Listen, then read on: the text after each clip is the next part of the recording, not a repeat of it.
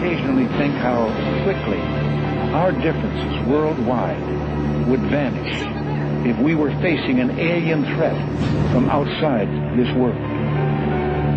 And yet, I ask you, is not an alien force already among us? Se a Força Aérea dos Estados Unidos descobriu alienígenas, ninguém controla nada que eu quero saber. É possível os militares esconderem do presidente segredos sobre OVNIs. Essas coisas acontecem o tempo todo. Mesmo os formores de outras coisas sabem o que o presidente realmente sabia sobre extraterrestres. Presidente Roosevelt, 1933-1945. Nas primeiras horas da manhã de 25 de fevereiro de 1942, 2 meses após o ataque a Pearl Harbor, tudo estava quieto na Casa Branca e o presidente Franklin Delano Roosevelt dormia. Mas a 5.000 quilômetros dali, a costa oeste dos Estados Unidos estava sendo invadida por um inimigo. Um inimigo voador não identificado. O caos começou com um sinal na tela do radar.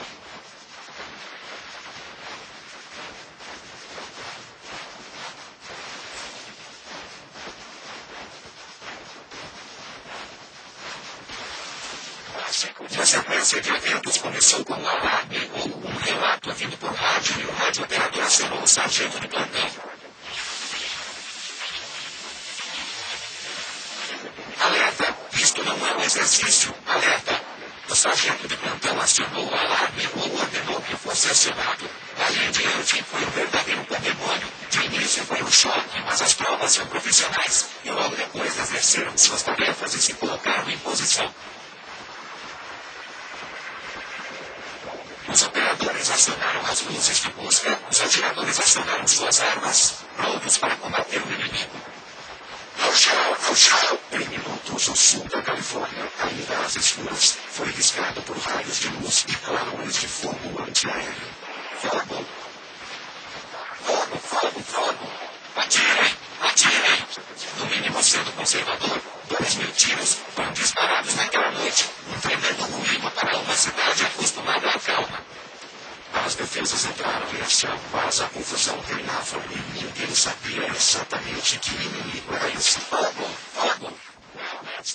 Bem, aquilo foi um mistério e continua sendo até hoje. Alguns veteranos juram que viram aviões naquela noite. Alguns oficiais militares diriam que não havia nada no ar. E há civis que viram aviões naquela noite. Então, isso ainda é um mistério. A conclusão oficial do exército é de que houve provavelmente aviões na área. Mas não houve confirmação de que fossem americanos ou japoneses ou de quem eram.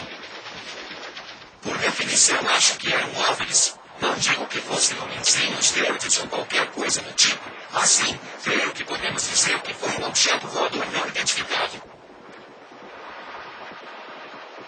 Por quase uma hora, a defesa antiaérea bloqueou os céus. Mas quando o dia raiou, ficou claro que a única coisa que os soldados atingiram foi a cidade de Los Angeles. O que sobe deve descer, e é claro que a área adjacente ficou cheia de cartuchos e de fragmentos. Foi uma chuva de artilharia antiaérea, e houve casos de bombas atingirem o chão e detonarem. Claro, a mídia respondeu como de costume nesses casos para vender mais jornais. As notícias foram exageradas ou talvez não.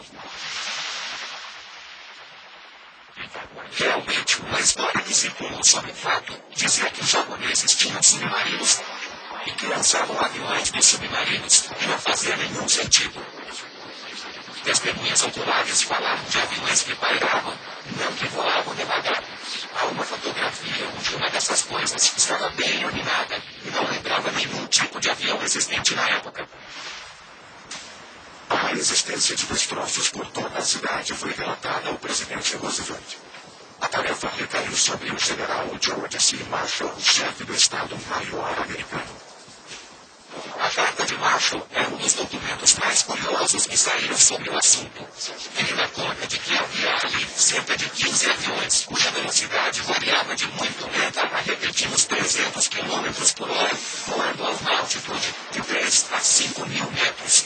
Nenhuma bomba foi lançada, nenhuma baixa foi registrada e não não havia aviões aliados da Marinha ou do Exército no ar naquela noite. Simplesmente não fazia sentido. Se os japoneses tivessem vindo até aqui, teria havido ao menos algum tipo de bombardeio, mas ainda se tivesse sido mais de um avião. Ninguém sabe ao certo como o presidente reagiu à resposta de seu chefe militar ao que alguns alegaram ser objetos voadores não identificados.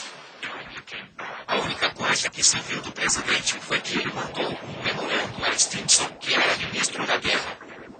O presidente enviou uma ríspida mensagem a Harry Stinson, exigindo saber quem era o responsável pelo sistema de alarme aéreo dos Estados Unidos e se algum oficial não autorizado poderia tê-lo disparado. A resposta dispensou a explicação para um inimigo não identificado ainda são um mistério.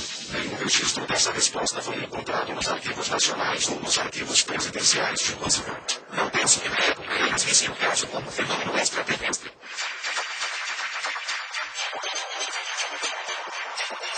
Acredito que em 1942 isso não passou de uma curiosidade. O governo Eisenhower controlava os movimentos. Acho que o presidente Roosevelt estava tão empolgado com o esforço de guerra e com sua saúde, que ordens não constavam de suas preocupações.